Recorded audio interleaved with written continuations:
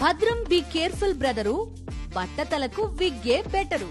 పూర్తి వివరాలకు చదవండి రేపటి సాక్షి దినపత్రిక. వెంకటరెడ్డి గారు చెప్పండి, ఏమిటి పరిణామ క్రమం? ఒకవైపు వందలాది మంది స్టూడెంట్స్కి వాళ్ళ ఆందోళనకి ప్రాధాన్యత ఇవ్వాల్సిన ప్రభుత్వం ఒక సినిమా నటిని పట్టుకొచ్చి, ఒక అమ్మాయి మీద అనేక అభియోగాలు ఉన్న అమ్మాయిని పట్టుకొచ్చి పోలీసుల మీద వైసీపీ అనో ఇంకోటనో రకరకాల ప్రచారాలు చేస్తూ మొత్తం ఇష్యూస్ అన్నింటినీ డైవర్ట్ చేయడానికి చేస్తున్న ప్రయత్నాలు ఇవన్నీ ఎట్లా కనిపిస్తున్నాయి? మీ పార్టీ ఎలా చూస్తూ ఉంది? సార్ కొమ్మినేని గారు, నా వాయిస్ వినపడుతుందా? వినపడుతుంది. ముందుగా మీకు ప్యానెల్లో ఉన్న అందరికీ, అట్లానే సాక్షి టీవీ ప్రేక్షకులందరికీ గుడ్ మార్నింగ్. ఇవన్నీ చూస్తుంటే రాజన్న అని నాగార్జున గారి సినిమాలో పాట గుర్తొస్తుంది సార్.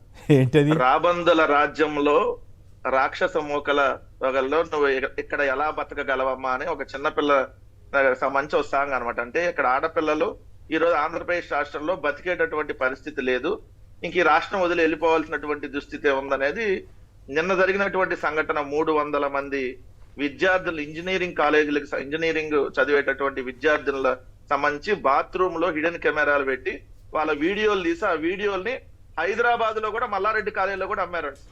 అంటే దానికి ఆధారాలు ఉన్నాయా మిత్రమా? ఆధారాలు ఉన్నాయనేది అక్కడ ఉన్నటువంటి స్టూడెంట్స్ ఆరోపిస్తున్నటువంటిది. ఓకే, ఇప్పుడు మనం చెప్తున్నటువంటిది, నేను రాజకీయ పార్టీగా మనం మాట్లాడుతున్నటువంటి ఆ కాలేజీలో చదివేటటువంటి అక్కడ ఉన్నటువంటి విద్యార్థులు నిజంగా ఒక అమ్మాయి నా వీడియోలను బయటకు అమ్మారు, నా వీడియోలు వేరే వాళ్ళ దగ్గర ఉన్నాయని చెప్పి ఏ అమ్మాయి కూడా చెప్పుకోవాలి. ఇన్సిడెంట్ జరిగితేనే అటువంటి జరిగింది వాళ్ళ దగ్గర ఆధారం ఏదో ఒకటి ఉంటేనే చెప్తారు తప్ప లేదంటే గుడ్డిగా ఆరోపణ చేయరు కదా. తన మీద ఆ అమ్మాయి మీద ఆ అమ్మాయి ఆరోపణ చేసుకోదు కదా.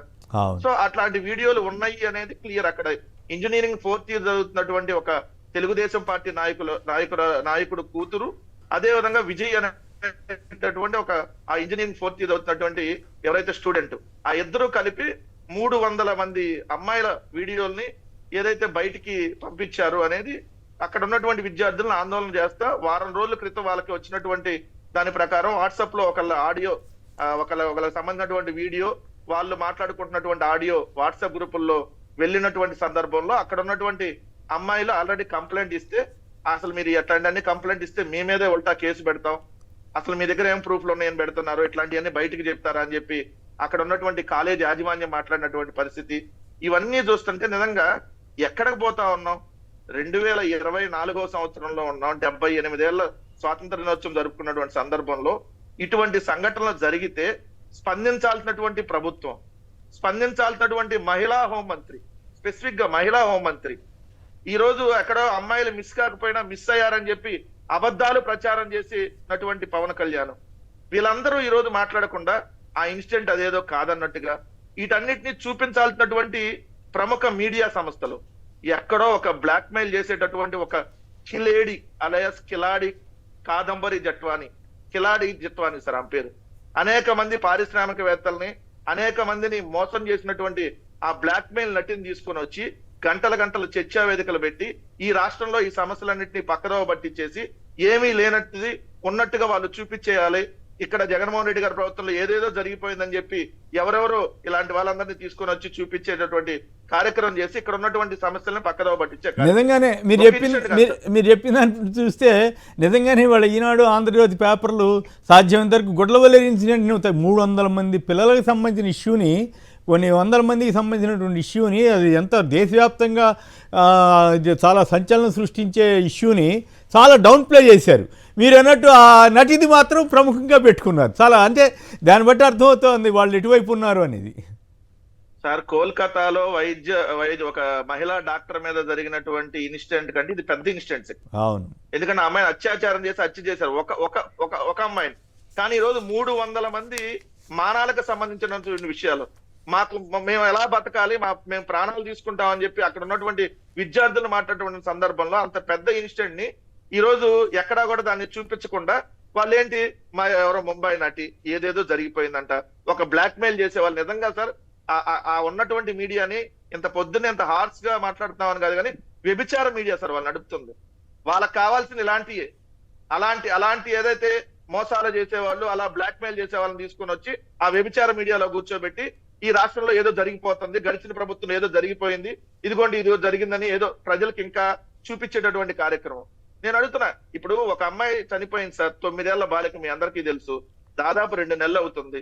9 ఏళ్ల 5వ తరగతి చదువుతున్నటువంటి బాలిక చనిపోతే ఇప్పటి వరకు శవం ఎక్కడుందో తెలియదు, వదిలేశారు పూర్తిగా. తల్లిదండ్రులు కూడా రోజు అడిగి మా కూతురు శవం అన్నా తీసుకురండి అని ఎన్ని రోజులు అడుగుతారు? దాదాపుగా 55 రోజులు అవుతుంది ఇన్సిడెంట్ జరిగి.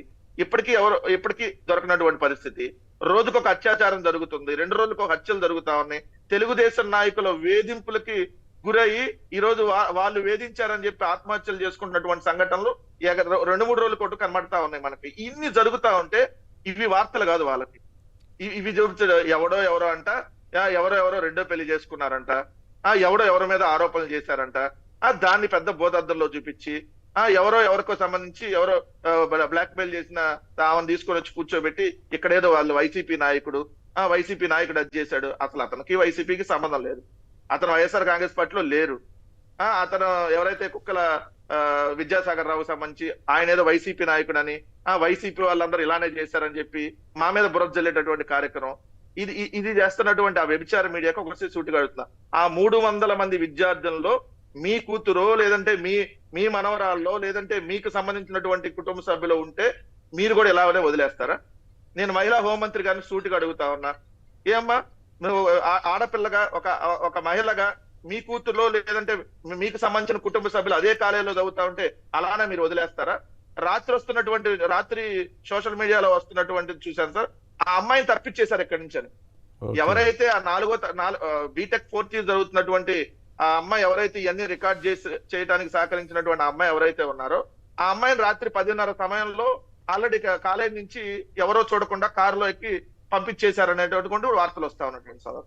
మరి ఎంత జరుగుతా ఉంటే ఎక్కడ స్పందించరా? చేద్దాంలే వైఎస్ఆర్ కాంగ్రెస్ పార్టీ మీద విమర్శలు చేయటం. దీని అంతటికీ ఒకటి ప్రధానంగా కనపడుతుంది కొమ్మినేని గారు, ఏంటంటే ఇక్కడ జగన్మోహన్ రెడ్డి గారు మొన్నటిదాకా 5 సంవత్సరాలుగా జరిగినటువంటి పరిపాలనలో ఏదైతే తీసుకొచ్చినటువంటి సంస్కరణలు ఈ రోజు ఒక్కొక్కటి ఆ సంస్కరణలో ముందుకు అడుగులు పడుతూ, లైక్ జువ్వల దిన్న ఫిషింగ్ హార్బర్ ఈ రోజు మీరు చూస్తే నిన్న ప్రధానమంత్రి గారు ఓపెన్ చేసినటువంటి సందర్భం. జగన్మోహన్ రెడ్డి గారు 2021లో శంకుస్థాపన చేసి 288 కోట్లు దాదాపు 300 కోట్ల రూపాయలతో పనులు అన్ని పూర్తి చేసి మన ఎన్నికల కోడ్ సమయంలో ప్రారంభించాల్సి ఉంటే ఎన్నికల కోడ్ వచ్చి ఆగిపోయింది. ఈ రోజు ప్రధానమంత్రి గారు దాన్ని ఓపెన్ చేసినటువంటి సందర్భం. నిన్న లోకేష్ వెళ్ళి స్కూల్స్ లో ఏదైతే జగన్మోహన్ రెడ్డి గారు కట్టినటువంటి నాడు నేడు స్కూల్స్ లో అక్కడ ఉన్నటువంటి డిజిటల్ క్లాస్ రూమ్స్, అక్కడ ఉన్నటువంటి స్కూల్ విద్యార్థులకు సంబంధించినటువంటి డ్రెస్, అదే విధంగా వాళ్ళకి సంబంధించినటువంటి బుక్స్, ఆ బెంచ్లు అన్ని మీరు చూస్తుంటారు నిన్న. ఇలా ఇవన్నీ ఈ రోజు ప్రజలకి తెలుస్తాయి కదా ఆ పత్రికల్లో వస్తే. అందుకని ఈ వార్తలన్నీ కప్పిపుచ్చడానికి ఏదో వాళ్ళని కొట్టారంట, వైఎస్ఆర్ కాంగ్రెస్ పార్టీ ప్రభుత్వంలో ఏదేదో జరిగిపోయింది, లేదంటే మీరు అన్నట్టు కొంతమంది అధికారులు ఇప్పుడు పొలిటికల్ లీడర్ని ఎలా టార్గెట్ చేస్తారు? వాళ్ళు ప్రభుత్వంలో ఏదన్నా పదవులు చేస్తే వాళ్ళకి సంబంధించినటువంటి శాఖల మీద ఇదిగో అక్కడేదో జరిగింది ఇక్కడేదో జరిగిందని ఆరోపణలతో స్టార్ట్ చేస్తారు.